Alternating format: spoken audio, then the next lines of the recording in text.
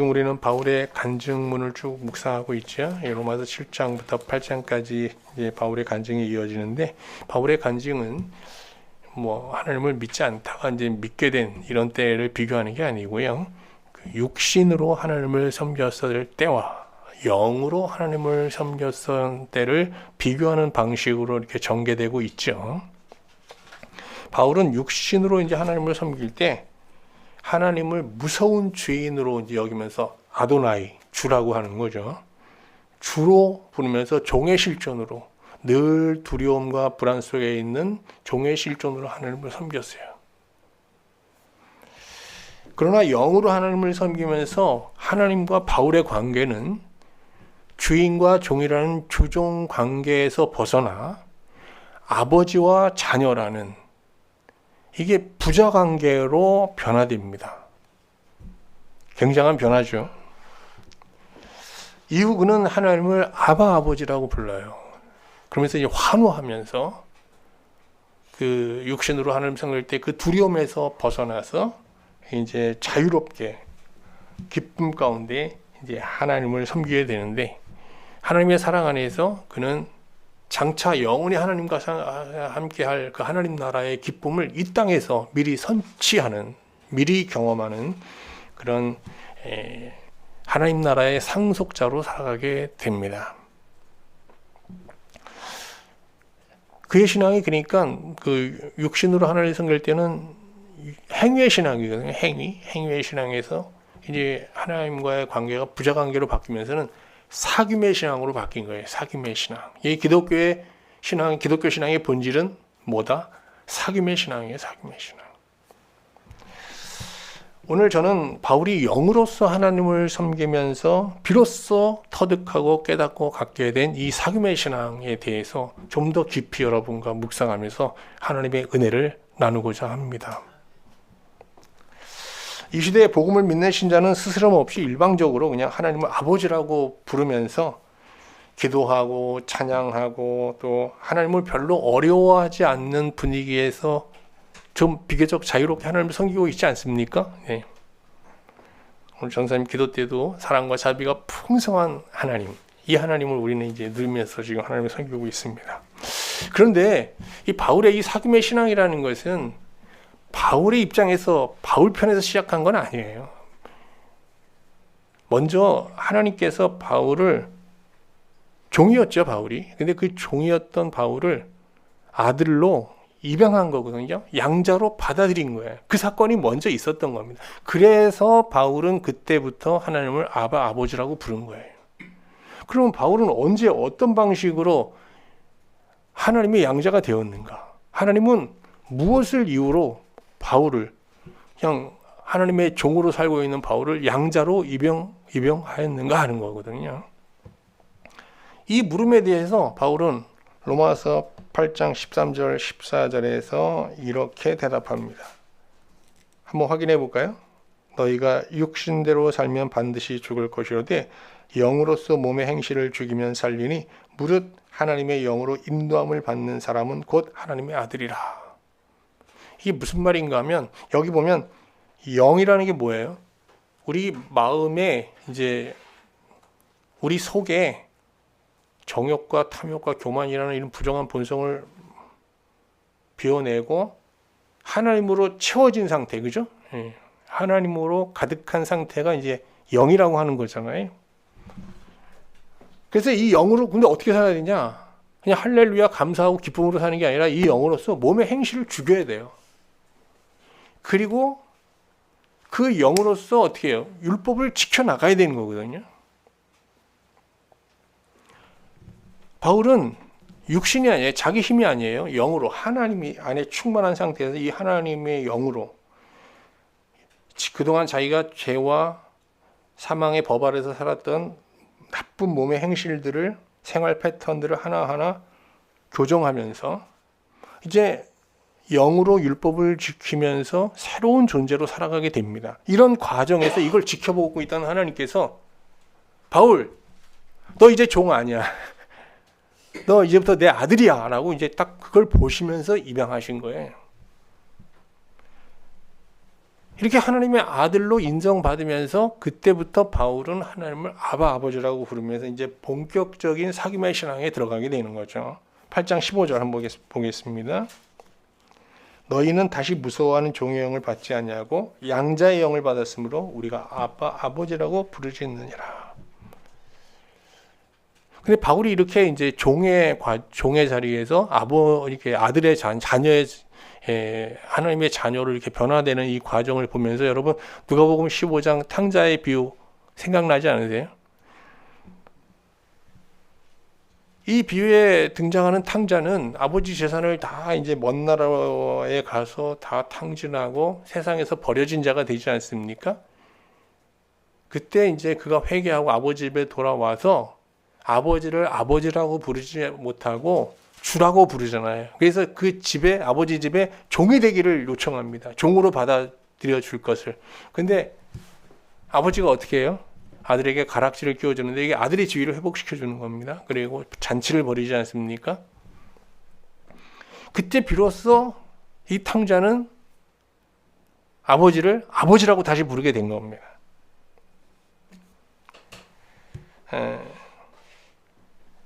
그러니까 우리도 이제 일방적으로 하나님을 아버지라고 막 이제 부르면서 하나님 사귐의 신앙을 누리려고 하는데 그 전에 어떤 일이 일어나야 되는 거예요, 우리 안에? 아무개야, 너 이제 내 종이 아니야. 너는 이제부터 내 아들이야. 라는 어떤 우리 안에 하나님의 이런 내적 확신을 받아야 그때 진짜 우리가 하나님을 아버지라고 부르면서 하나님과 이게 이 상호 인격적인 교제가 이제 원활하게 이루어지게 되는 거죠. 여기서 우리는 또 하나의 물음을 갖게 됩니다. 도대체 바울은 무엇을 근거로 어떤 방식으로 하나님께서 자신을 하나님의 아들로 양자로 입양하신 것을 확신할 수 있었을까 하는 거거든요. 여기에 대해서도 또 오늘 본문에서 답변하고 있어요. 로마서 8장에서. 8장 16절 한번 보겠습니다. 성령이 친히 우리의 영과 더불어 우리가 하나님의 자녀인 것을 증언하신다. 늘 증거해 주신다는 거예요. 내가 하나님의 자녀인가라고 의심할 때마다 성령께서 어떻게 야, 너 이거 봐 하면서 뭔가를 보여주는 거예요. 너 하나님의 자녀 맞아 안 맞아? 아, 맞지.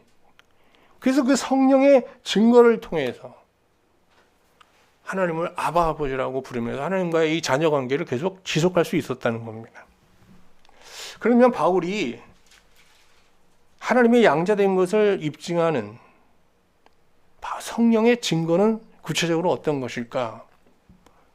오순절 교회들은 뭐 방언, 뭐 입신, 환상, 뭐 환청, 뭐 치병 이런 신비적 체험을 성령의 증거라고 말하잖아요. 특히 방언을 굉장히 중시하죠. 그래서 방언 못 받으면 아직 하나님의 자녀가 아니다. 뭐 이렇게까지 말하기도 합니다. 동의하세요, 여러분?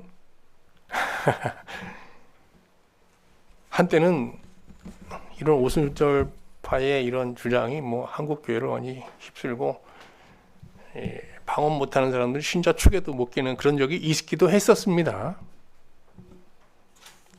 그런데 바울은 갈라디아서 5장 19절 23절에서 신자가 영으로, 그러니까 성령의 보편적인 증거는 신자의 삶을 변화시키는 열매, 삶의 변화라고 말합니다. 그게 이제 갈라디아서 이제 5장에 수록되어 있는 거죠. 여기서 열매란 것은 영으로서 몸의 행실을 죽여야 되는, 이것도 열매예요. 죽이는 것과 또 하나는 이제 영으로서 율법을 지키면서 안에서 경험하게 되는 내적 변화의 열매가 이제 다 해당이 되는 거죠.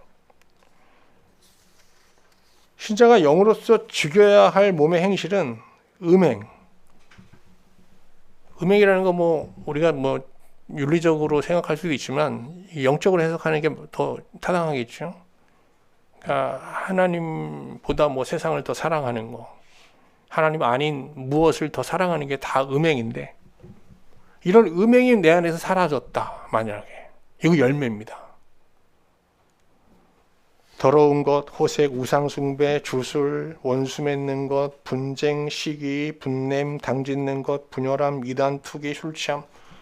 이 13개가 쭉 나오는데 뭐 더 있겠죠. 근데 이런 것들이 하나씩 하나씩 내 삶에서 사라진다. 이거 놀라운 성령의 증거고 열매인 것이죠.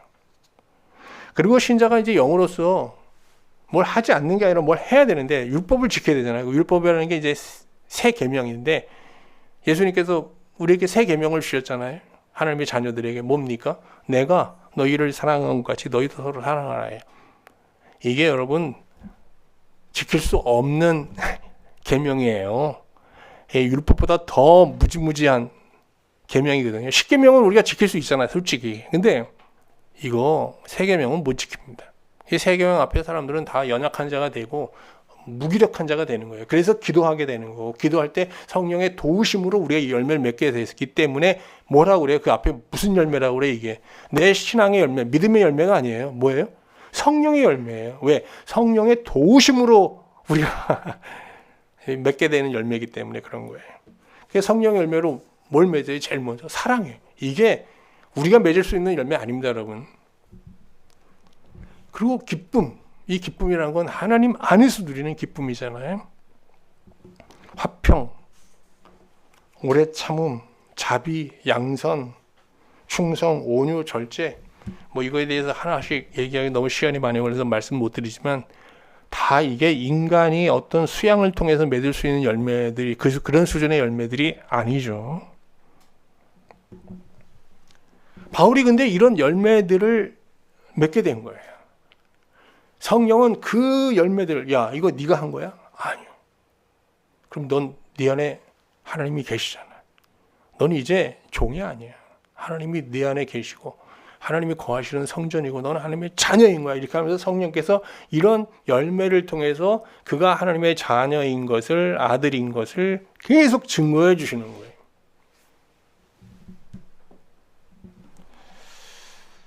거예요. 아무튼 바울은 영으로 하나님을 섬기면서 하나님의 양자가 되어 하나님을 아바 아버지라고 부르면서 이제 사귐의 신앙을 통해서 하나님 나라를 이 땅에서 미리 맛보는 그런 선취의 구원을 경험하고 살았는데 그러면서 바울은 뭐냐? 신자는 자기를 포함한 신자는 하나님 나라의 상속자다. 하나님의 상속자다라는 새로운 정체성을 제시합니다. 그런데 이 얘기를 하면서 자녀이면 또한 상속자, 곧 하나님의 상속자요 그리스도와 함께한 상속자니 우리가 그와 함께 영광을 받기 위하여 고난도 함께 받아야 된다고 말합니다. 여기서 갑자기 이제 고난 얘기가 등장합니다. 고난이라는 단어가. 바울이 말하는 하나님 나라를 그리스도와 함께 상속받을 신자들이 이 세상에서 감당해야 될 이 고난에 대해서 지난주 말씀드렸지만 다시 한번 더 생각해 보도록 하겠습니다. 여기서 우리가 고난이라는 것은 지난 시간에 말씀드린 바와 같이 우리가 이 세상에 살아가면서 겪어야 될 기본적인 고난을 말하는 게 아니거든요. 여기서 말하는 바울이 말하는 고난은 세상의 복음을 전하는 가운데 겪는 이게 사실은 자발적 고난이에요. 이게 수동적으로 받는 게 아니에요. 이게 능동적인 고난인 거예요. 우리가 복음을 전하지 않으면 어떻게 돼요? 고난이 없거나 고난이 줄죠, 급격하게. 물론 이런 고난들은 하나님이 주시는 하나님 나라의 이 기쁨으로 뭐 얼마든지 극복할 수 있는 고난입니다.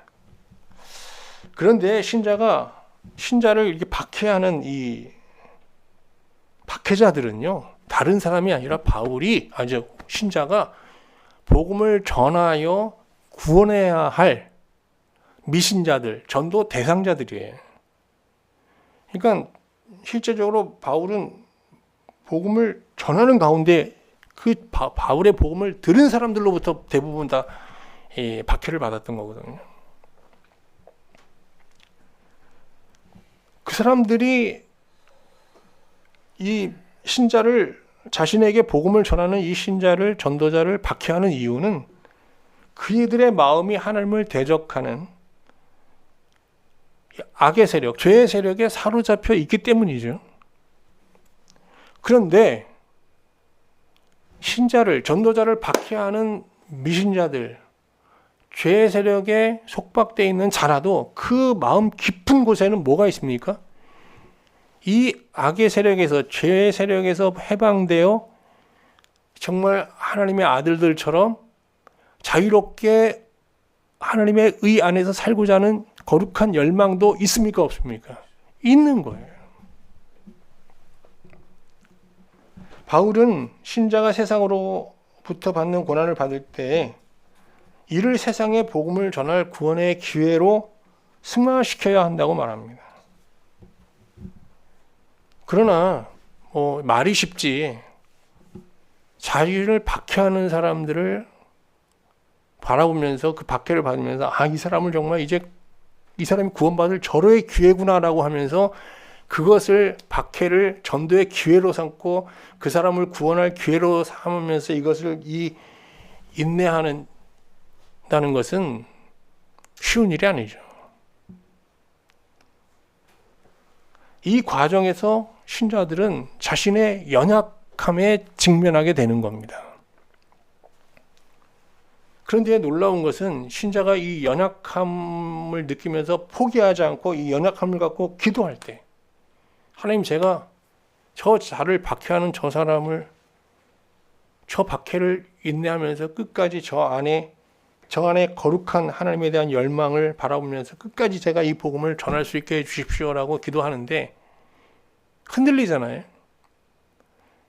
그 연약함을 고백하면서 하나님께서 그 마음을 지켜달라고 기도할 때 바울이 말합니다. 이때 성령께서 우리의 기도에 동참하시면서 함께 말할 수 없는 탄식으로 우리의 기도를 도우신다는 거예요. 자, 8장 26절 말씀 보겠습니다.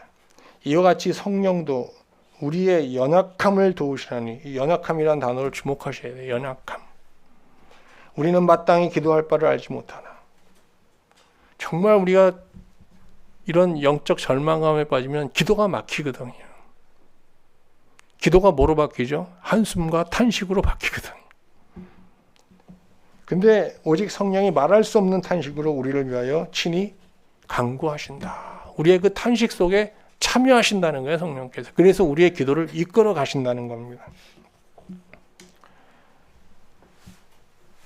성령께서 신자의 기도에 동참하시는 이유는 이 사명 앞에서 신자의 믿음이 급격히 흔들리면서 연약해지기 때문이에요. 여기 연약해진다는 건 뭐가 연약해지는 거예요? 믿음이 연약해지는 거예요. 신앙이 흔들리는 거예요. 여기서 신자의 무능력함이나 나약한 의지를 말하는 게 아니거든요. 연약함이라는 게. 자신이 복음을 전해야 될 그 대상자들로부터 어마어마한 박해를 받으면서 지금 흔들리고 있는 믿음의 실존을 말하고 있는 겁니다. 그런데 신자가 자신의 연약함을 고백하며 기도할 때 성령께서 이 기도에 참여하시면서 그 기도를 온전한 기도로 이끌어 가신다는 겁니다. 그래서 거기 어떤 표현이 나와요? 성령이 말할 수 없는 탄식으로라고 합니다. 그래서 우리의 그 탄식 속에 하나님 성령께서 동참하시면서 우리 기도를 이끌어 가시게 되는데, 이 성령의 말할 수 없는 탄식이라는 것을 또 오순절 쪽에서 뭐로 해석하죠? 지상의 언어가 아닌 신령한 언어, 즉 방언이라고 또 얘기합니다.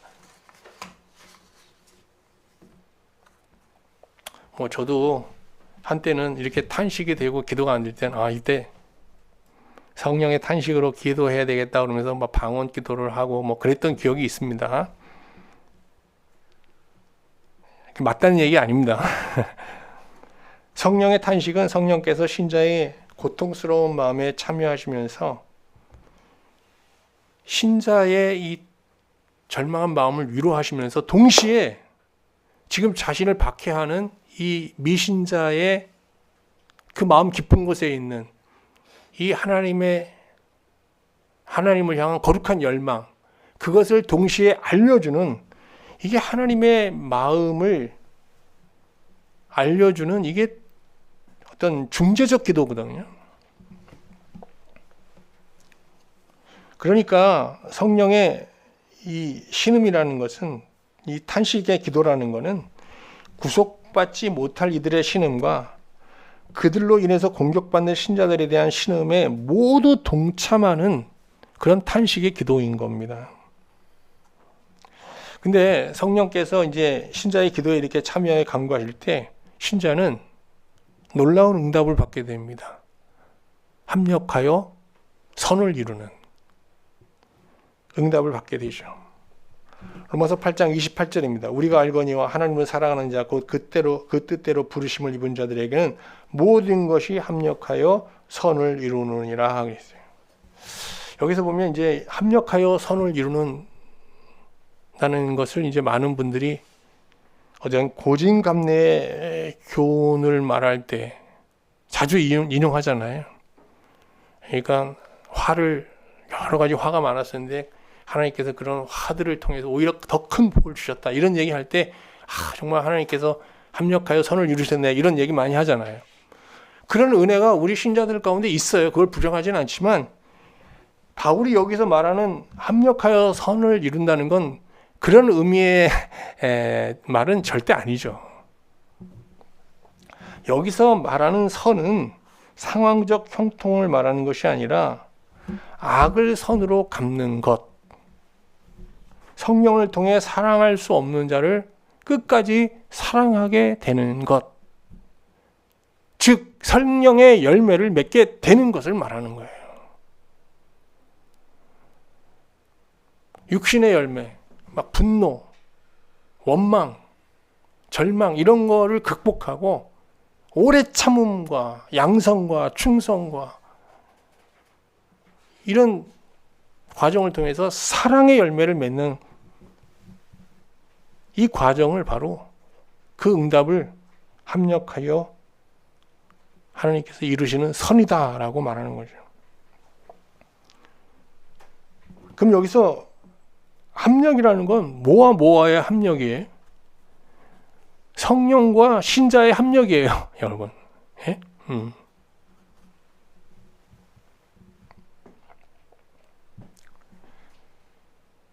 신자와 교회는 이 기도의 응답으로 피조물을 하나님의 마음으로 바라보면서 그들 안에 영광의 자유를 사모하는 탄식의 소리를 듣고 다시금 그들을 향해서 복음을 들고 나가게 되는 겁니다.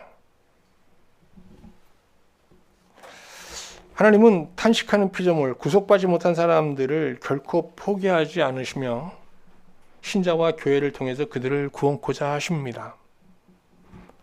그러므로 신자가 이 불신자와의 관계를 여러 가지 이유로 단념하고 포기하는 것은 우리에게 부여된 선교적인 사명을 스스로 거부하는 불순종의 행위에 해당하는 것이죠. 기독교 역사에서 영적 침체 시대를 보면요, 교회는 세상과 단절되어 있었고요, 피조물의 이 탄식의 소리를 외면하고 있었습니다. 지금이 바로 그런 시대에 접어들지 않았는가 하는 생각을 해보게 됩니다. 그런데 우리가 그리스도의 이 고난에 참여하지 않으면, 바울의 말을 빌면 하나님의 영광에도 참여할 수 없습니다. 우리가 그리스도의 고난에 참여하면서 이렇게 합력하여 선을 이루는 이런 과정을 거치지 않으면 하나님을 아버지라고 부르면서 하나님과 사귐을 도모하는 것이 허공을 치는 무의미한 신앙으로 전락할 수밖에 없게 된다는 겁니다. 이게 같이 가는 거거든요. 고난과 영광이라는 게 같이 가는 거예요.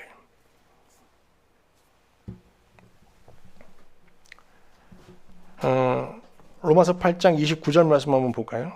하나님이 미리 아신 자들을 또한 그들의 형상을 본받게 하기 위하여 미리 정하셨으니 이는 그로 많은 형제 중에서 맏아들이 되게 하려 하심이라. 여기 어떤 단어가 나옵니까? 형상이라는 단어가 나옵니다. 형상. 하나님께서 우리를 어떻게 만드셨죠? 하나님의 형상대로 만드셨습니다. 근데 그 형상이 다 파괴됐잖아요. 그런데 신자는 이 세상에서 복음을 전하는 가운데 박해를 받아요. 그래서 그런 과정에서도 그들에게 복음을 전해야 된다는 일념 아래 그 사명감으로 기도하면서 성령의 도우심을 받아 사랑할 수 없는 자를 사랑하려고 하면서 끝까지 인내하게 되는데, 이때 우리 안에 파괴됐던 하나님의 형상이 어떻게 된다고요? 회복되기 시작합니다. 그래서 예수 그리스도 비슷해지기 시작해요.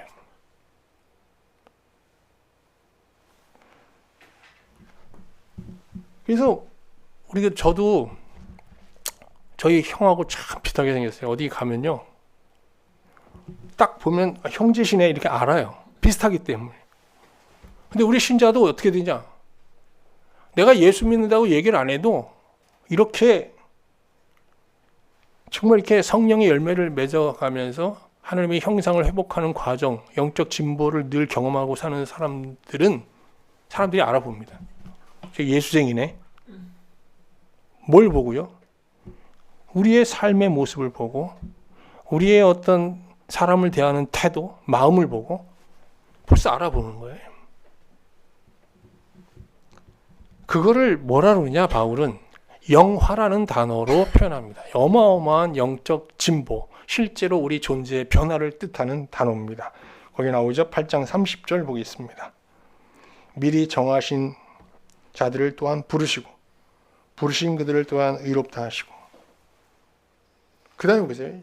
이게 칭의거든요. 여기까지 우리가 복음을 죄와 사망 아래 있는 자를 불러서 복음을 깨닫게 하시고 예수 그리스도를 믿어 이제 우리가 하나님 앞에 나갈 수 있는 의로운 자로 하나님께서 세우셨어요. 근데 여기서 끝나는 게 아니라 어떻게 됐어요? 의롭게 하신 그들을 또한 어떻게 한다고요? 영화롭게 하신다는 거예요. 이건 아무나 가는 게 아니에요. 누구만 가는 거예요? 자기의 연약함을 하나님 앞에 고백하며 성령의 도우심을 받아 합력하여 선을 이루는 기도 응답을 받고 성령의 열매를 맺으며 사는 자들, 하나님의 형상을 회복하며 하나님 나라를 보다 풍성하게 누리며 사는 자들, 그런 자들만 영화를 누리게 되는 겁니다. 그러니까 이 영화라는 것, 신자가 신앙생활 중 성령의 도움을 받아 하나님의 형상을 회복해 가는 이 영적 진보는 우리가 하나님의 자녀인 것을 보다 완벽하게 입증하는 가장 강력한 성령의 증거가 되는 거예요.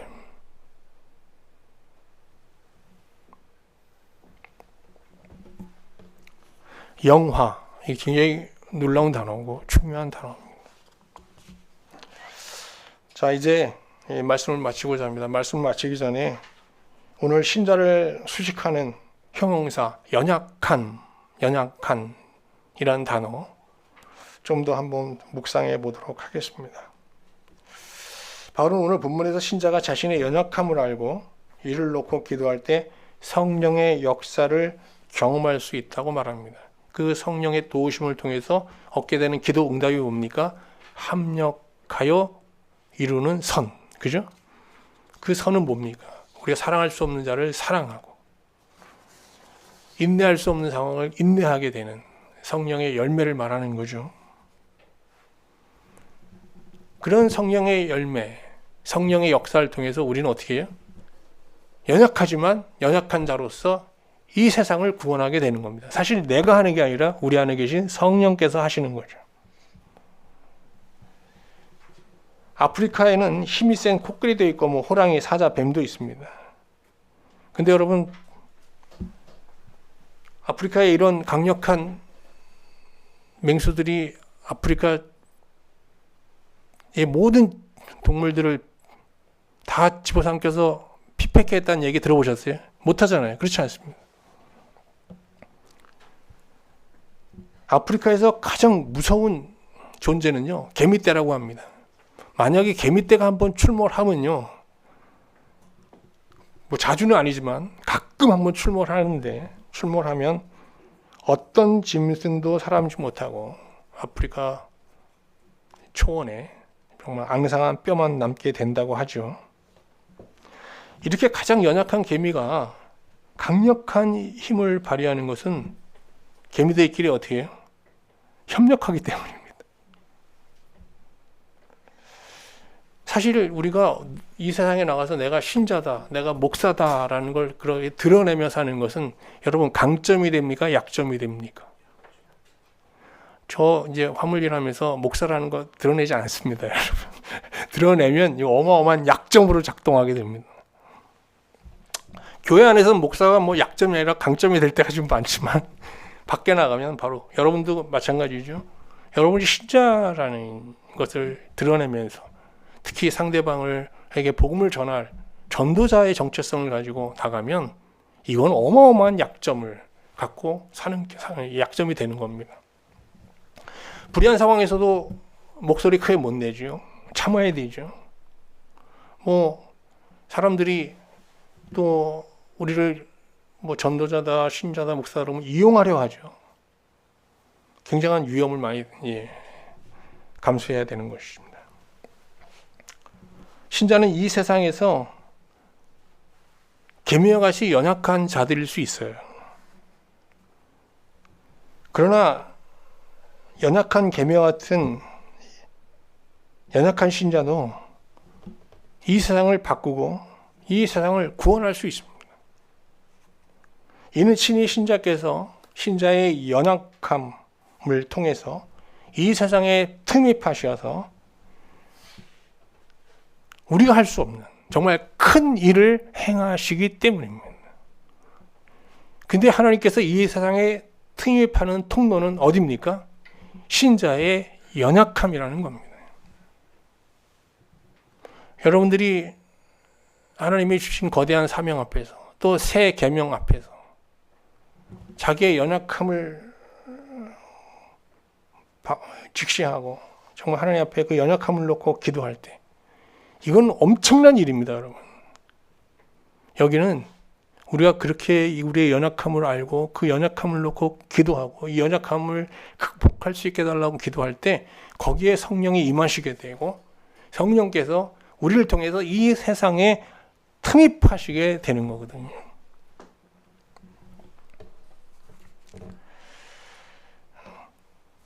저는 사실 이 세상에 한 주 이렇게 살아갈 때 제 마음에 가장 크게 이제 부담이 되는 것은 예수님이 우리 자녀들에게 주신 새 계명이죠.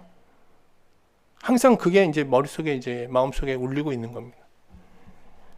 내가 너를 사랑한 것 같이 너도 저 사람들을 사랑해라.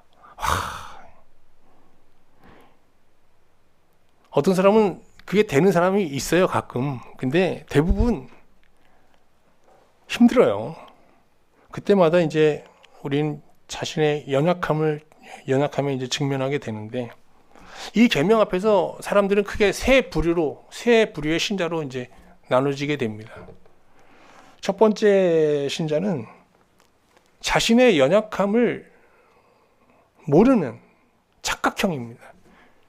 상대적 의에 도취되어서 자기를 상당히 괜찮은 사람으로 생각하면서 생활하는 사람들입니다. 둘째는 자신의 연약함을 핑계로 새 계명을 포기하며 사는 포기형 신자도 있죠. 그게 자기가 새 계명을 다시 재해석해서 여기까지라고 선을 딱 긋는 겁니다. 주님, 제가 신자로서 여기까지는 제가 책임지겠습니다. 더 이상은 안 됩니다. 세 번째 신자는 자신의 연약함을 하나님께 고백하면서 성령 하나님의 도우심을 간구하는 순종형 신자겠죠. 정말 연약한 신자죠. 연약한 신자. 근데 이렇게 우리가 연약한 자로서 하나님 앞에 나가서 우리 연약함을 고백하면서 기도할 때 우리는 합력하여 선을 이루시는 하나님의 응답을 경험하게 되는데 여기서 우리의 힘으로 결코 이뤄낼 수 없는 성령의 열매라는 사랑의 열매를 맺게 되고 나아가 누구도 구원할 수 없는 자를 하나님의 사람으로 하나님의 자녀로 구원시키는 놀라운 구원의 기적들을 우리 인생 속에서 경험하게 되는 것입니다. 그러니까 성령의 열매라는 것은 자기 성찰과 아주 통렬한 기도의 응답을 통해서 얻게 되는 열매라면, 이 구령의 열매, 영혼의 열매라는 것은 우리를 통해서 성령 하나님께서 그 버려진 영혼의 아픈 상처를 만지시면서 구원하시는 이 어루만짐의 열매인 것이죠. 여러분, 이제 지난주는 많은 교회들이 이제 추수감사절로 지켰는데, 하나님께서 우리에게 주신 소산 중 일부를 구별해서 감사하는 마음으로 감사의 열매를 올려드리는 게 이제 추수감사절의 이제 핵심인데, 사실 하나님께서 우리에게 기대하시는 정말 열매는 어떤 걸까요? 이런 사랑의 열매와 영혼의 열매 아닐까요? 우리 남은 인생, 우리가 이 세상에 필요한 것들을 하나님 앞에 공급받으며 그것에 감사하는 그런 눈에 보이는 열매도 하나님 앞에 드리며 살아야 되겠지만, 진정 하나님께서 우리에게 기대하시는 성령의 열매와 영혼의 열매를 보다 풍성하게 여러분 거두시고 또 하나님 앞에 올려드릴 수 있는 여러분과 제가 될 수 있기를 주님의 이름으로 축원합니다.